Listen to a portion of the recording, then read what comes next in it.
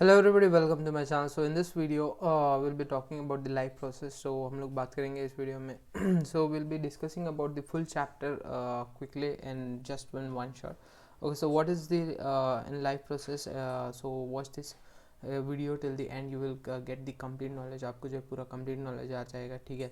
So whatever the board questions involved and whatever the important questions जो है आपके board point of view से, तो वीडियो को अंत तक ज़रूर देखिए, आपको फुल मज़ा आ जाएगा, ठीक है.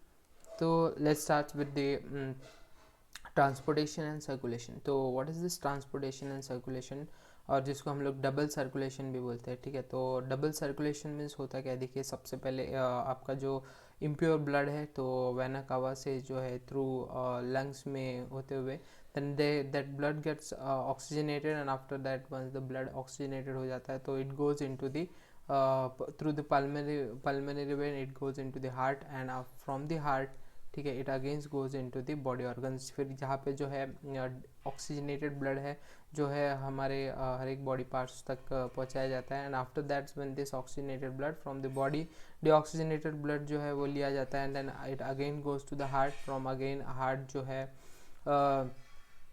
आपका जो ब्लड जो है वो लंग्स में जाता है. सो दिस इज़ आपका जो है ब्लड जो है it is pumping twice. Okay, so that's why this is also called as double circulation, ठीक है. ये डायग्राम है, this is a very important diagram, तो आप ये निकाल सकते हैं, ठीक है. तो now let's move on to the next topic. तो circulatory system in human beings. So जो सर्कुलेशन का काम करता है तो उसमें कौन कौन इन्वॉल्व रहता है, blood, heart and blood vessels. These are the three things which are involved in the circulatory system of the human beings.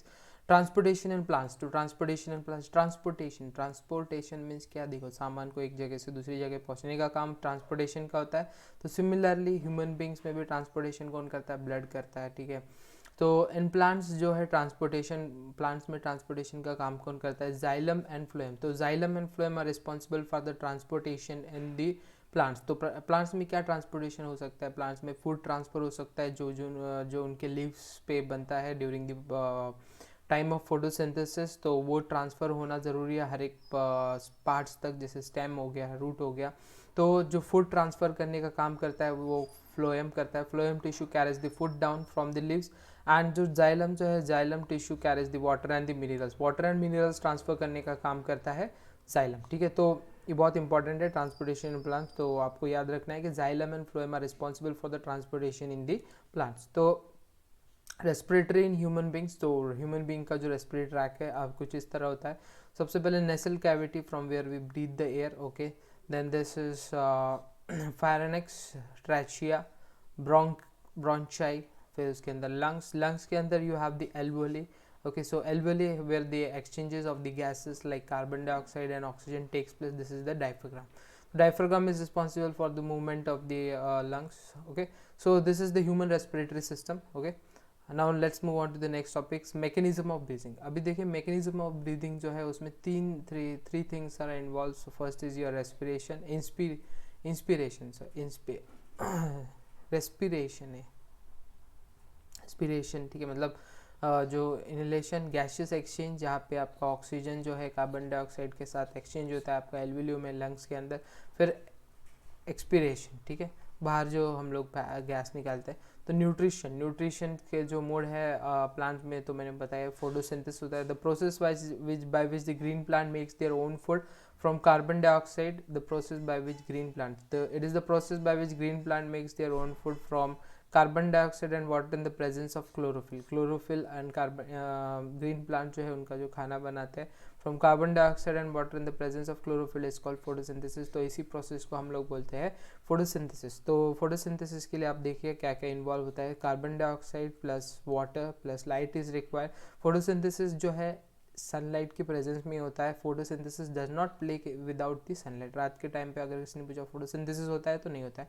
तो उसमें जो है आपका sunlight and chlorophyll is involve.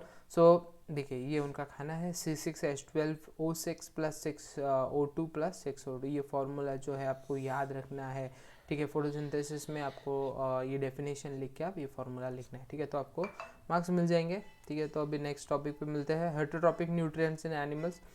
तो देखिए एनिमल्स में जो है क्या क्या इन्वॉल्व होता है. सबसे पहले इंजेशन, उसके बाद डाइजेशन, एब्जॉर्प्शन, एसिमिलिएशन एंड इजेशन, ठीक है. तो देखिए फूड जो है सबसे पहले जैसे कोई भी जैसे अमोबिया है वो देखा है फूड है तो ठीक है वो उसको कवर करेगा।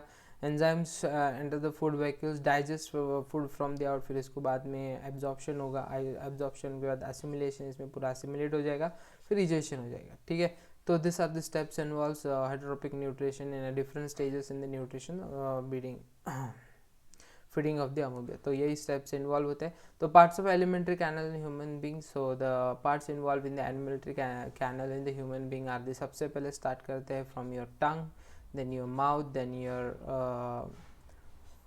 फाइनिक्स एसोफेगस। ठीक है, सबसे पहले खाना जो है मुंह से, फाइनिक्स से oesophagus, then it reaches your stomach, stomach से फिर आपके स्टमक में फिर आपका जहाँ पे HCl होता है, हाइड्रोक्लोरिक एसिड, बहुत सारे अदर चीज़ें भी होती है। तो उसके बाद after that into your small intestine and large intestine and anus के थ्रू बाहर निकल जाता है। ठीक है, so this is the parts of the alimentary canal. ठीक है, ये भी डायग्राम आप प्रैक्टिस कीजिए। ठीक है, ये भी पूछा जा सकता है आपको। ठीक है, तो अभी ये आता है एक्सक्रीशन। देखिए एक्सक्रीशन एंड एक्सक्रीशन मतलब वेस्ट प्रोडक्ट जो है बाहर निकालना। ठीक है, एक्सक्रीशन मतलब अपना वेस्ट। तो प्लांट्स एक्सक्रीशन कैसे करते हैं, सबसे one of the most important is this transpiration. Plants जो है with the help of transpiration, ये भी सब एक्सक्रीशन के ही टाइप्स है, बट ट्रांसपिरेशन जो आप इसको इंपॉर्टेंट याद रख सकते हैं। Water vapours from the leaves through out the transpiration, gaseous waste are expelled from the stomata, this is also a type of excretion in the plants. So solid waste stored in the plant body through the shedding of the leaves, peeling of the bark, falling of the fruits. तो फिर this through gums जो हम लोग देखते हैं drink वगैरह होता है, तो गम्स एंड रेजिन्स, तो जिसको जो है खाया भी जाता है। ठीक है, लड्डू वड्डू बनाने के लिए भी यूज़ किया जाता है गम्स का, तो इसको डिंक भी बोलते हैं। ठीक है, तो gums and resins extracted from the lenticels of the barks. ठीक है, तो ये हो गया। तो ये this is the waste product of the plants. तो जो वेस्ट प्रोडक्ट जो प्लांट्स का है that is important for us also. ठीक है, तो इसलिए एक्सक्रीशन जो है बहुत ही इंपॉर्टेंट, प्लांट्स का हर एक पार्ट हमारे लिए इम्पॉर्टेंट है। ठीक है, तो आपको एक्सक्रीशन हो गया। अभी हमने देखा प्लांट्स में कैसा होता है excretion, through transpiration, through gases, through resins, through जो भी गम उनका जो रहता है। ठीक है, तो इन ह्यूमन बींग्स एक्सक्रीशन होता है, it is through their kidney. ठीक है, तो दिस आर दिस किडनी, तो आप देख सकते हैं। ठीक है, तो this is this are the kidneys. ठीक है, तो after the blood is purified in this kidney, तो यहाँ पे प्योरीफिकेशन जो होता है आपका किडनी के अंदर होता है। तो ये नेफ्रॉन का सॉरी यहाँ, तो यहाँ पे एक स्ट्रक्चर दिया है। ठीक है, तो किडनी के अंदर जो है इसमें आप देख सकते हैं कैसे नेफ्रॉन है। ठीक है, तो यहाँ पे जो है पूरा प्योरीफिकेशन होता है। ठीक है, तो दिस इज़ इनसाइड द, ये जो है ये जो दिख रहा है आपको, ये this is inside the kidney. तो आफ्टर दैट प्योरीफाई होने के बाद जो भी वेस्ट प्रोडक्ट है वो थ्रू यूट्रस जो है हमारे ब्लैडर में आके स्टोर होता है, urine. And after that once bladder full हो गया तो we when we go to washroom we remove the waste, और जो भी वाटर रहता है वो थ्रू यूरेथ्रा बाहर निकल जाता है। ठीक है, so this is the kidney. ठीक है, ये डायग्राम आपको किडनी का डायग्राम आ सकता है। ठीक है, फिर सिलेक्टिव, फिर इसके अंदर क्या क्या होता है, नेफ्रॉन के अंदर बहुत सारे प्रोसेसेस है, सिलेक्टिव रीअब्जॉर्प्शन होता है। ठीक है, तो इसमें जो भी मतलब हमें वेस्ट प्रोडक्ट जो भी यूरिन है सपोज, उसमें हमें कभी कभी क्या होता है कि अनवांटेड जो हमें वेस्ट नहीं बाहर फेंकना था वो भी, तो उसमें भी वापस रीअब्जॉर्प्शन होता है। फिर हमारे बॉडी के अंदर जो न्यूट्रिएंट्स हमें चाहिए वो वापस रिस्टोर किए जाते हैं। फिर वो जो भी थ्रू ब्लड के थ्रू हमारे बॉडी में जो भी अच्छे मिनरल्स विटामिन्स जो भी है तो वो सेंड किए जाते हैं, एंड जो भी वेस्ट जो है थ्रू यूरेथ्रा बाहर निकल जाता है। तो इसके अंदर इसके लिए भी इसको भी अगर आपको डिटेल में चाहिए रहेगा तो मैं एक वीडियो बना दूंगा इसके ऊपर भी। ठीक है, नेफ्रॉन के ऊपर। ठीक है, तो आपको इतना एग्जाम में जो है किडनी का डायग्राम याद रखना है। ठीक है, इसके ऊपर क्वेश्चंस आ सकता है। ठीक है, आपको सीधा पूछेंगे कि human kidney explain the human kidney with, तो आपको उसमें ड्रॉ करना है kidney, uterus and this bladder, एंड आप लिख सकते हैं कि kidney helps in the purification of the blood and remove the waste material from the blood in the form of the liquid through urethra. ठीक है, तो अभी